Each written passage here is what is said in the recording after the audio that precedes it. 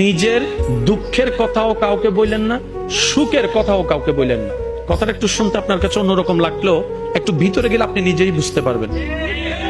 আপনি নিজের মনের দুঃখ কষ্ট সহ্য করতে না পেরে হালকা করার জন্য যাকে বলছেন, মনে রাখবেন আপনি তার কাছে কিন্তু কোনো না কোনো ভাবে একটু ছোট হয়ে যাচ্ছেন।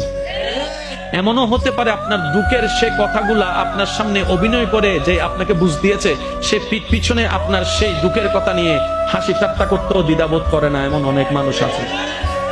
আপনি যাকে দুঃখের কথা বলে মনকে হালকা করার চেষ্টা করছেন, আপনার দুঃখের কথার সে দুঃখটা সে বুঝবে না, কারণ তার সাথে তো সেটা ঘটেনি। সেজন্য আপনাকে 3 মাস 4 মাস 3 বছর পরও হয়তো আঙ্গুল তুলে দেখাই দিতে পারে, সেই কথাটার কথা দিয়ে খোঁটা দিতে পারে। কথা বলেন ঠিক কিনা? দুঃখের কথাও মানুষকে বলে শান্তি নেই। এবার আপনি বলবেন ভাইয়া সুখের কথা কেন বলবো না? আমি বলি কি ভাই, দুঃখের কথা শোনালে যেরকম মানুষ দাম দেয় না, সুখের কথা শোনালে মানুষ বদনজর লাগাইয়া সেটাও নষ্ট করে দেয়।